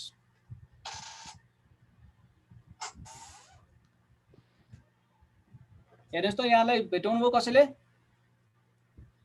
मैले त भेटाइन्छ। मैले त 9% मा भेटाएछु। 9% मा भेटाएछु मैले त। 9% मा 3.2 लाई ए तर यो पीबीआईएफए मा हेर्नु पर्यो। पीबीआईएफए मा हेर्ने हैन सर? हो पीबीआईएफए मा हेर्ने हो। 16 मा छ सर। 16 र 17 मा छ हैन त? 17 मा नि 3.1 छ 16 भनौं। 3.2 भन्दा ग्रेटर चाहियो 3.2 भन्दा कम चाहियो? त्यही छ दुईटा छ। ठीक छ हैन त? ल हेर्नुस् अब अनइभन क्याश फ्लो छ भने चाहिँ के गर्ने हेर्नुस् त। यहाँ अब नेक्स्टमा हाम्रो यो अब यो त भइहाल्यो। यो फर्स्ट प्रोजेक्ट ए को सजिलो छ। हेर्नुस् इभन क्याश फ्लो आयो भनेदेखि तपाईलाई सजिलो भयो। अनइभन क्याश फ्लो आयो भने चाहिँ हामीले के गर्नु पर्छ अब यदि अनइभन क्याश फ्लो छ भने हेर्नुस् यसमा यो नम्बर भनेको के हो यहाँ पनि स्टेप्स हो। हेर्नुस् फर्स्टमा तपाईँ के गर्नु त फेक एन्युटी भनेर निकाल्ने हामी। हेर्नुस् फेक एन्युटी भनेको total cash inflow divided by life हो। हेर्नुस् यो 4 lakh 3,50,000 plus 3,25,000 plus 3 lakh plus 4 lakh गर्नुस् डिभाइड बाई कति गर्नुस् 5 गर्नुस्। यो गर्दाखेरि कति आउँदो रहेछ 3,55,000 आउँदो रहेछ। सबभन्दा पहिला फेक एन्युटी निकाल्नुस्। फेक एन्युटी भनेको अन एन एभरेज कति क्याश फ्लो हुँदो रहेछ भन्न खोजेको। भनेको यहाँ 4 लाख 3,50,000 कहिलेकाहीँ 4 लाख 450 जति भए पनि अन एन एभरेज कति हुँदो रहेछ त 3,55,000 क्याश फ्लो हुँदो रहेछ। अब त्यो 3,55,000 लाई लिएर तपाईँ के गर्नुहोस् त फेक पेब्याक पिरियड निकाल्नुहोस्। फेक पेब्याक पिरियड भनेको के हो त NCO divide by fake annuity अथवा एभरेज क्याश पनि भन्न सक्नुहुन्छ केही फरक पर्दैन। यो हुँदाखेरि कति आउँदा 2.81369 आउँछ। अब फरक के छ हेर्नुहोस् त, हाम्रो इभन क्यास फ्लो हुँदाखेरि हाम्रो एक्ज्याक्ट फिगर थियो, त्यही भएर हामी के गर्छौँ त रेटमै गएर मल्टिप्लाई के अरे इन्टरपोलेसन गऱ्यौँ। तर यो सबै के हो त हामीलाई थाहा छैन, हामीले के एप्रोक्सिमेसन गरेछौँ। केवल तपाईँले यहाँ गएर इन्टरपोलेसन गर्न सक्नुहुन्न। तपाईँले गर्ने काम के हो त अघि जस्तै गरेर के गर्ने हो त पिबिआई एफए टेबलमा गएर खोज्ने हो। तर त्यहाँ खोज्दाखेरि के गर्नु पर्यो त यहाँ चाहिँ तपाईँले केमा गर्ने जुन हाइएस्ट छ त्यो फाइन्ड आउट गर्ने हेर्नुहोस् है, जुन हाइएस्ट छ त्यो फाइन्ड आउट गर्ने।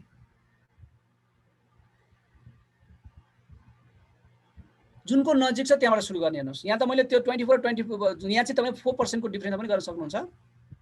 र अनि तपाईँ के गर्नुहुन्छ यहाँ नेट प्रेजेन्ट भ्यालु निकाल्नुहुन्छ, एउटा पोजिटिभ एउटा नेगेटिभ निकाल्नुहुन्छ र त्यसपछि त्यसमा के गर्नुहुन्छ इन्टरपोलेसन गर्नुहुन्छ।